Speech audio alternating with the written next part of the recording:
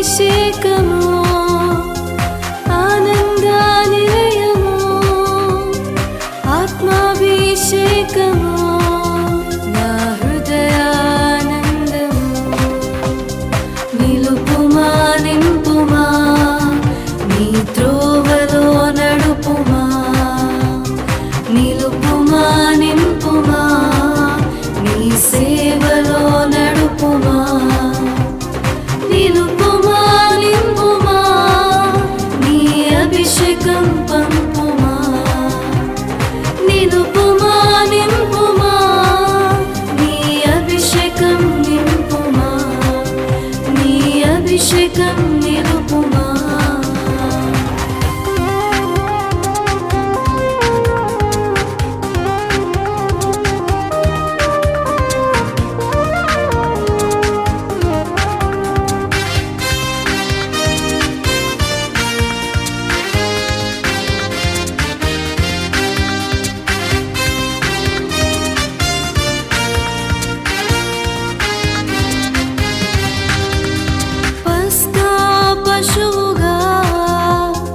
రక్తాభిషేకము రక్తవర్ణుడై ప్రేమాభిషేకము పగటి వేళలో మేఘాభిషేకము మేఘాసీనుడై మహిమాభిషేకము నిలుపుమా నింపుమా నీ త్రోవలో నడుపుమా నిలుపుమా నింపుమా నీ సేవలో నడుపుమా నిలుపుమా నింపుమా నీ అభిషేకం పంపుమా నిలుపుమా నింపుమా నీ అభిషేకం నింపుమా నీ అభిషేకం నిలుపుమా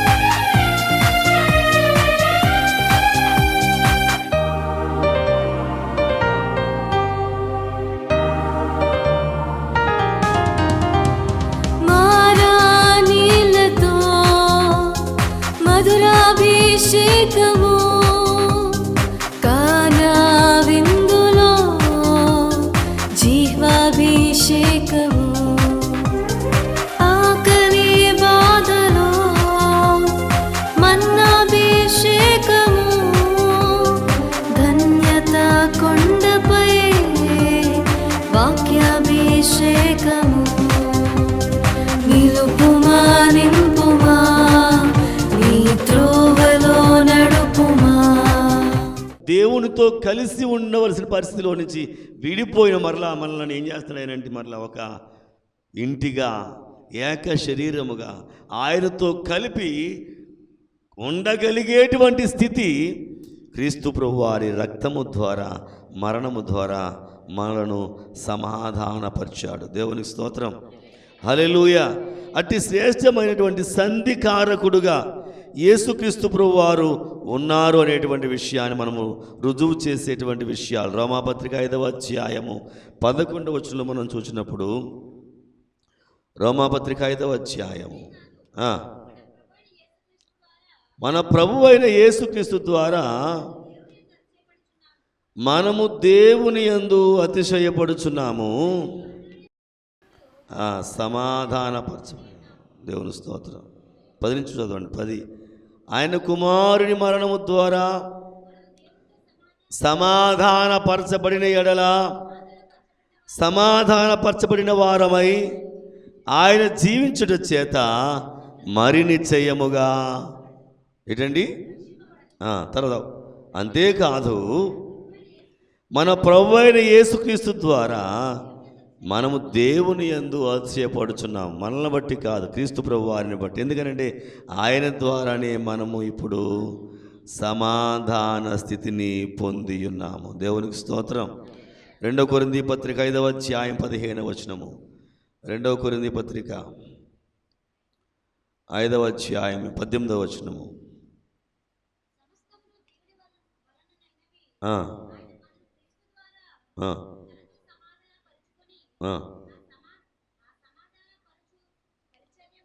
సమాధానపరచు పరిచర్యను మాకు అనుగ్రహించెను. అదేమనగా వారి మీద మోపక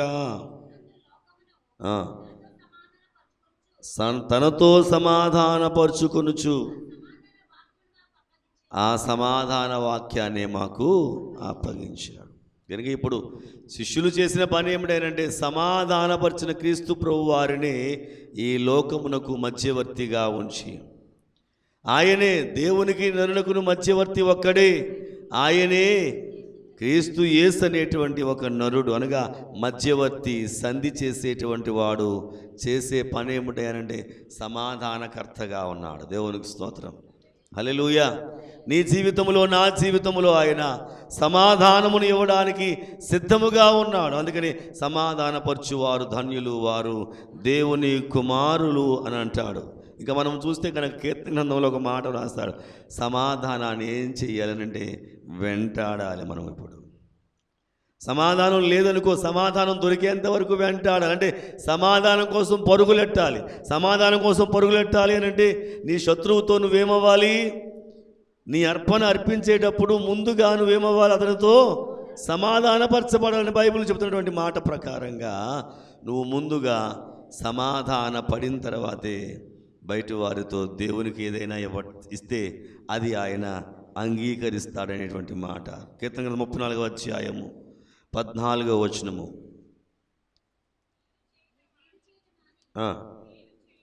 మేలు చేయుము, సమాధానము వెదకి దానిని వెంటాడము. వెంటాడము అని అంటే అర్థం ఏంటి?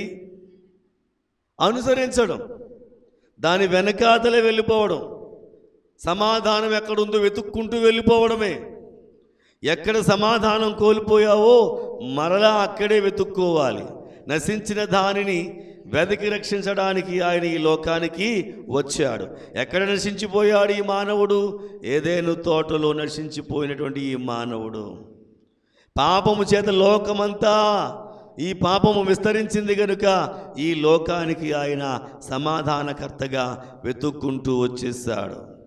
కనుక మనము చేయాల్సినటువంటి పని ఏమిటంటే సమాధానమును ఏం చేయాలి? వెంబడించాలి. సమాధానమును అనుసరించాలి. దాని వెనకాతలే వెళ్ళాలి. ఎక్కడ సమాధానం దొరుకుతో అక్కడ వరకు మనం వెంటాడుతూనే ఉండాలి, వేటాడుతూనే ఉండాలి. దేవుని స్తోత్రం, హల్లెలూయా.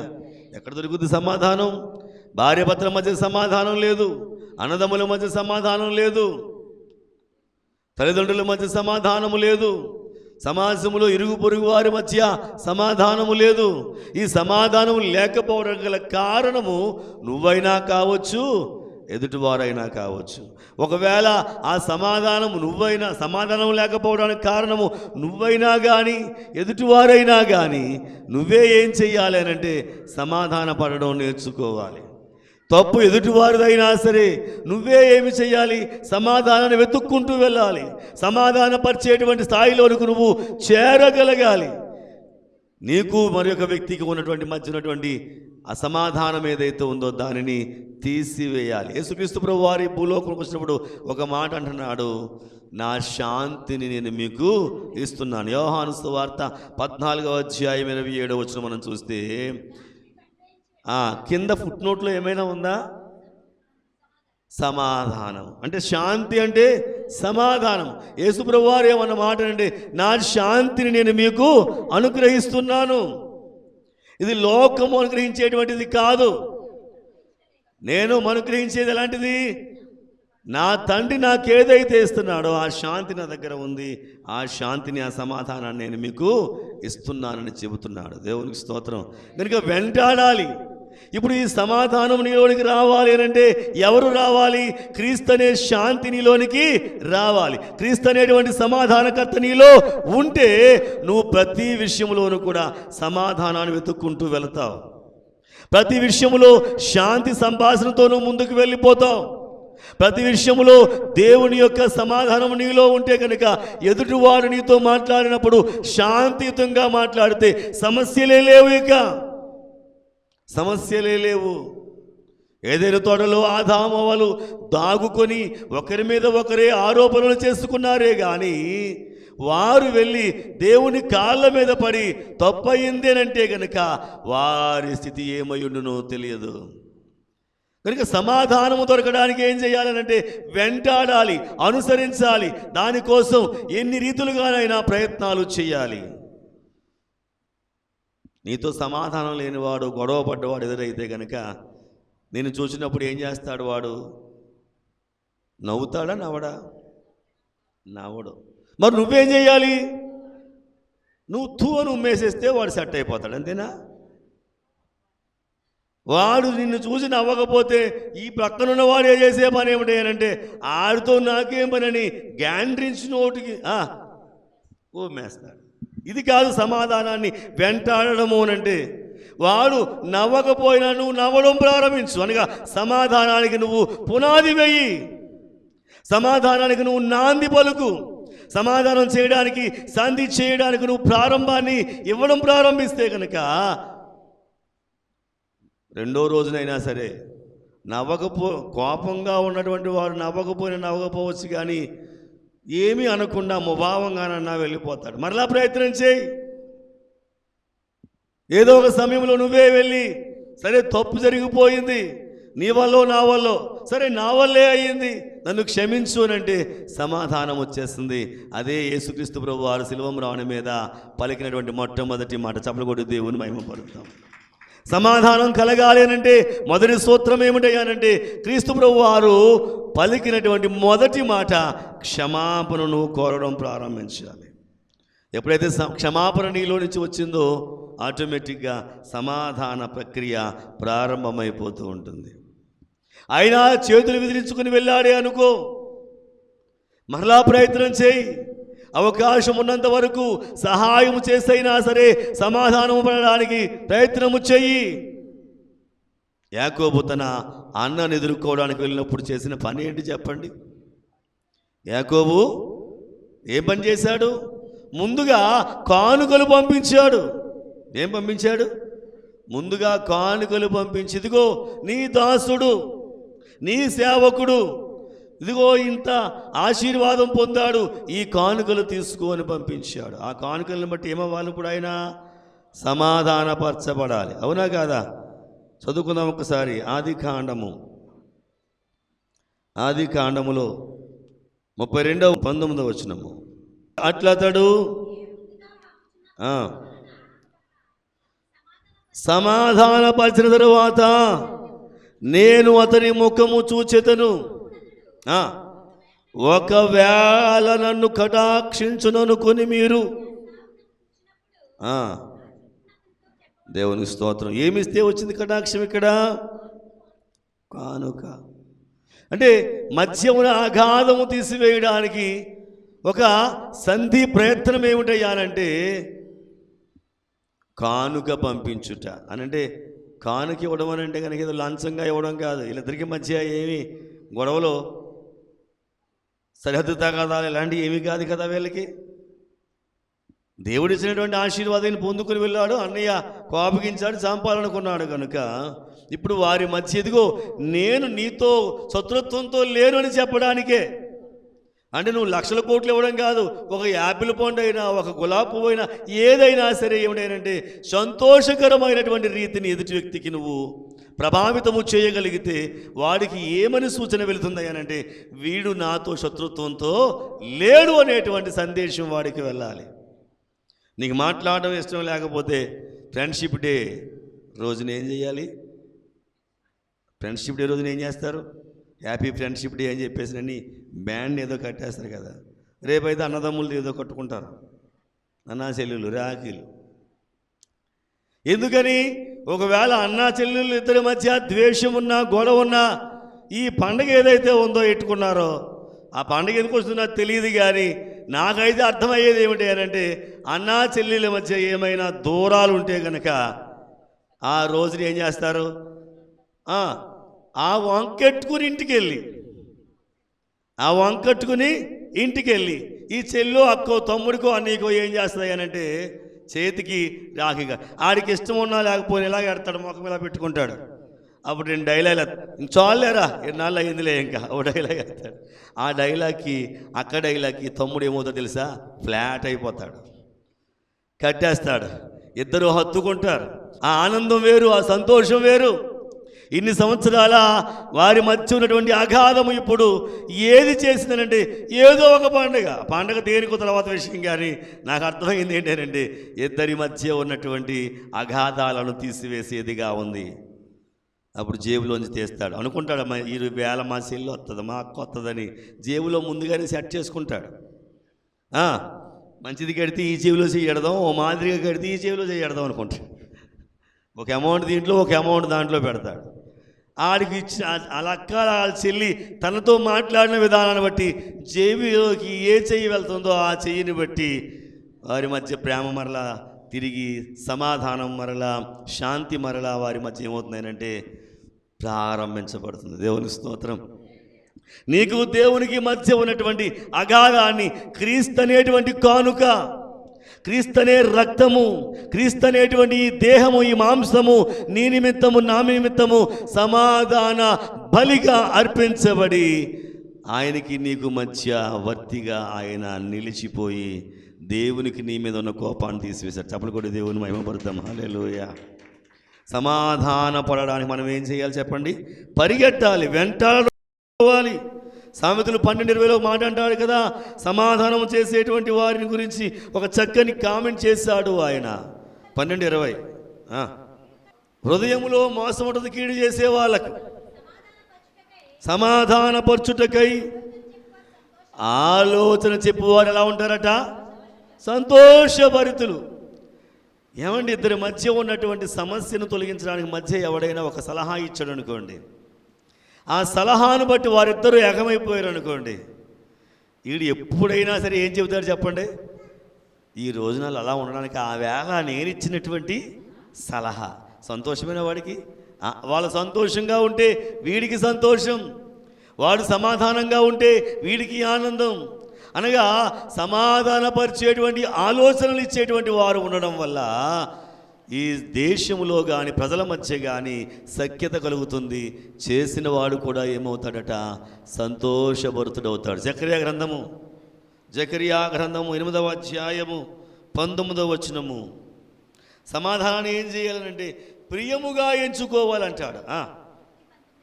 8:19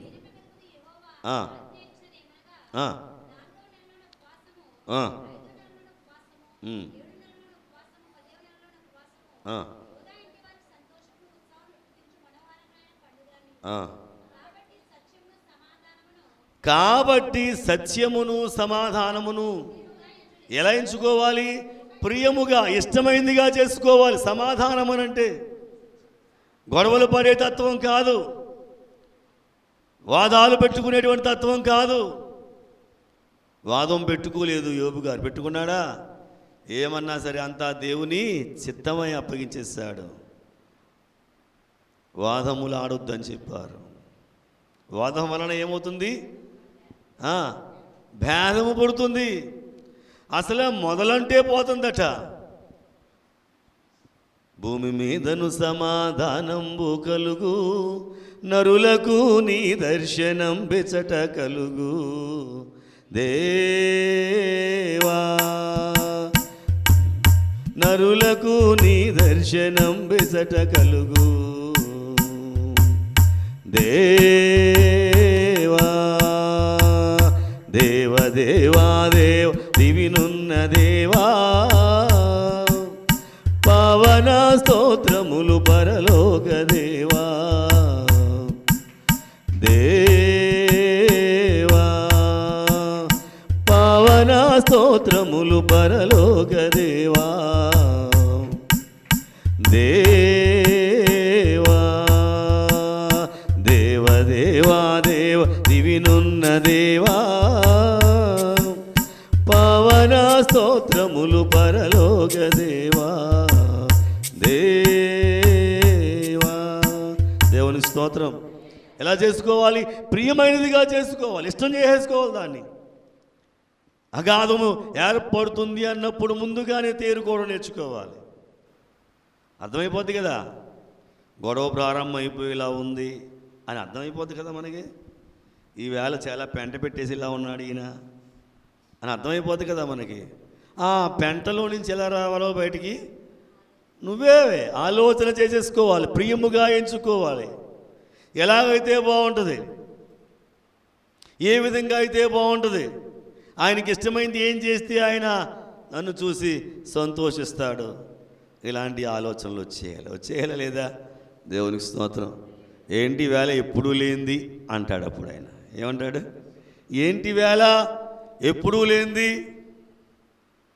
ఏమీ లేదులేండి. ఎప్పుడైతే నీ యొక్క మాటలో మార్పు గమనించాడో, గొడవ పెట్టాలనుకున్న వాడు కూడా ఏం చేస్తాడు తెలుసా? ఆటోమేటిక్గా ఆ కోపం తగ్గుతుంది, ఉంటుంది. నీ ప్రవర్తన అతన్ని ఏం చేస్తుంది అని అంటే సంధి చేసి సమాధాన పరిస్థితి. చెప్పలు కొట్టి దేవుని మహిమపడదాం. హల్లెలూయా. యేసుక్రీస్తు ప్రభువు అట్టి రీతిగా దేవునికి మనకు మధ్యవర్తిగా ఆయన ఉండి సమాధానాన్ని ఆయన ఏం చేశాడనంటే తీసుకుని వచ్చాడు. దేవునికి స్తోత్రం. హల్లెలూయా. జకర్యా గ్రంథం 8వ అధ్యాయం 12వ వచనంలో అన్న మాట ఏమిటంటే సమాధానపరిచేటువంటి వారు ఎలాంటి వారు ఆయనంటే ద్రాక్ష చెట్ల వంటి వారు. సమాధాన సూచనకరమైన ద్రాక్ష చెట్లు ఫలించును. ఏ సూచన చెప్పండి ఇది? ద్రాక్ష చెట్టు దేనికి సూచన?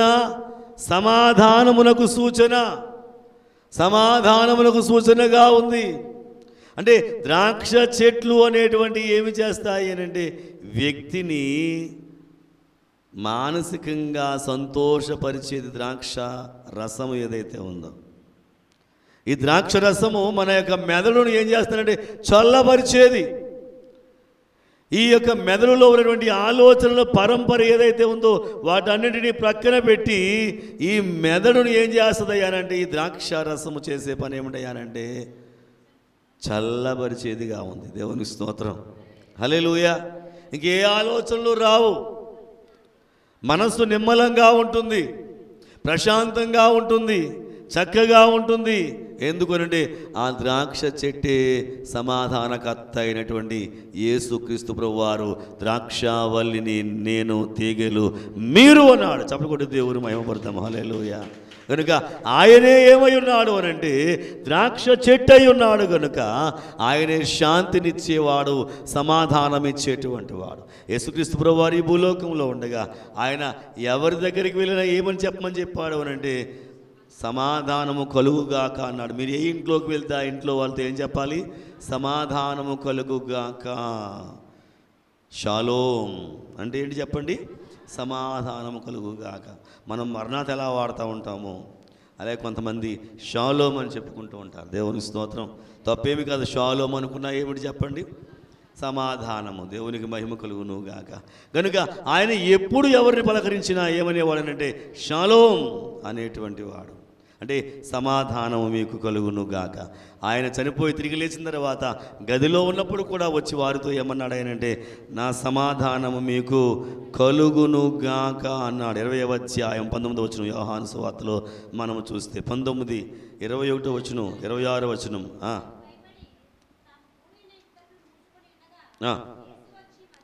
యేసు వచ్చి మధ్యను నిలిచి సమాధానము కలుగునుగాక. అంటే చెప్పేటువంటి వాడి దగ్గర ఏముండాలి? సమాధానం ఉంటేనే ఎదుటి వాడికి కూడా అది వెళుతుంది. నువ్వు పైకి షాలోం షాలోం షాలోం అని అన్నావు అనుకో, శాంతి కలుగుతుందా? చెప్పాలి. దేవుని స్తోత్రం. కనుక షాలోం అంటే అర్థం ఏంటి చెప్పండి? ఇప్పుడు సమాధానము, శాంతి. నిజమే, నాకు అనిపిస్తుంది ఇప్పుడు శాంతి కలిగింది. కుటుంబంలో ఏం కలిగింది చెప్పండి? ఆ బిడ్డ వల్ల ఈ రోజున సమాధానం ఏర్పడింది, శాంతి ఏర్పడింది.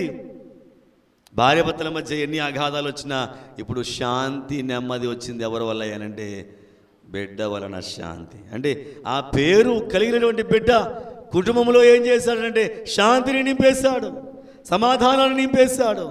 కనుక మనము పేరుకు మాత్రమే కాదు కానీ ఆ పేరుకు తగినటువంటి శాంతి సమాధానములకు మనం ఏమై ఉండాలనంటే స్వరూపాలుగా మార్చబడాలి. దేవునికి మహిమ కలుగును గాక. జైబులో క్రీస్తు మహారాజ్కి, దేవాది దేవునికి ఈ సమాధానం అనేటువంటి వార్త మొత్తం బైబిల్లో 283 సార్లు చూస్తాం. సమాధాన బలి, సమాధానము, సమాధానము కలుగుగాక అనేటువంటి మాటలు. దేవుడు దీవించునుగాక. కనుక అది కొత్త నిబంధనలో అయితే 106 సార్లు ఉంది. పాత నిబంధనలో అయితే 177 సార్లు ఉంది.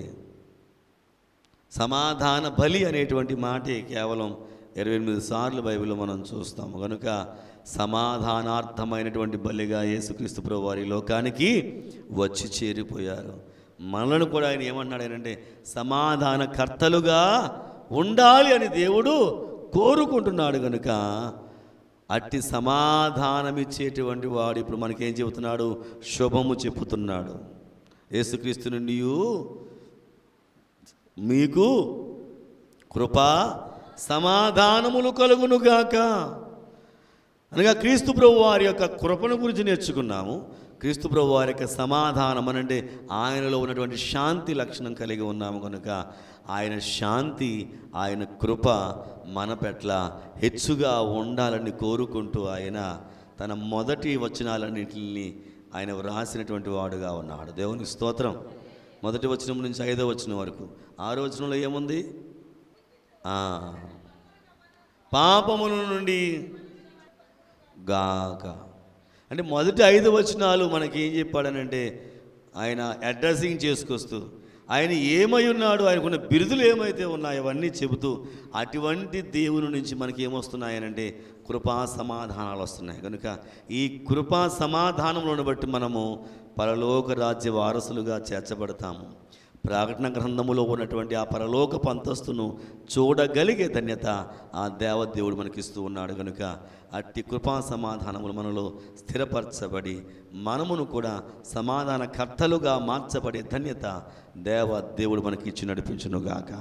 ఆమేన్. మహోన్నతుడా నీకు వందనాలు. మాతో మాట్లాడిన తండ్రి, ఈ మాటల సారాంశము మాలో మేము స్థిరపరచుకుంటూ సాగగలిగేది మాకు దయచేయమని యేసు అతి శ్రేష్ఠ నామమున అడుగుచున్నాను పరమ తండ్రి. ఆమేన్.